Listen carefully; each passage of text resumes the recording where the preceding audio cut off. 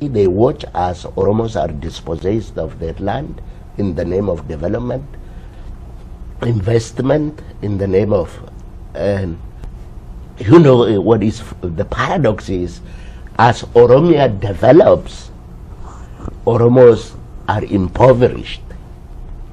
That's a paradox.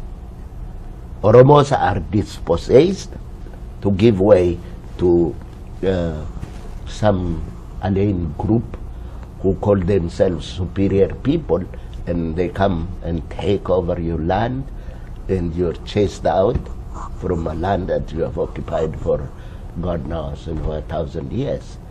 So really the predicament of the Oromo is the enemy is really supported by a very powerful outsiders.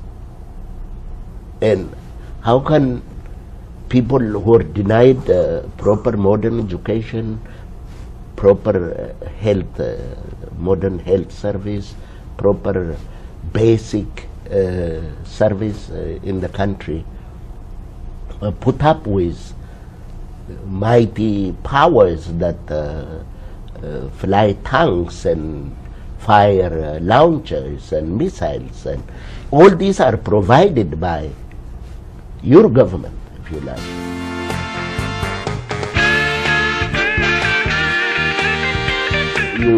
When they displace Oromo from his land, it's like, it's biblical. It's biblical. It's a reclamation of the land that they lost during the 16th century. So modern colonial empire that we see now is a reclamation of a state that previously existed and only disrupted by these barbaric Galla invaders. These are the kind of terminologies that they use. And I don't think this is going to bring about peace and development.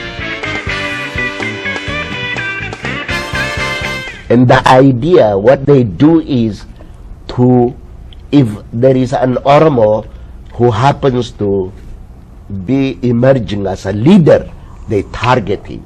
They will either assassinate the character, or they would get rid of him physically. This is a common practice. This is what we have lived in Ethiopia. And they tell us Ethiopia. And how can you be an Ethiopian when the system itself excludes you and doesn't allow you? If my grandfather was not able to be an Ethiopian, why should I wait for another 100 years to be an Ethiopian? It simply means that there is something wrong with this Ethiopia that cannot digest the Oromo. And the world should realize what is going on over there and actually stop them for their own good. For their own good. Because when it gets out of hand, everybody would be a loser. We have seen it in Somalia. It has destroyed the country. We have seen it in Rwanda. All this, the superiority of the Tutsi, that's what it generated, a genocide. And I'm worried.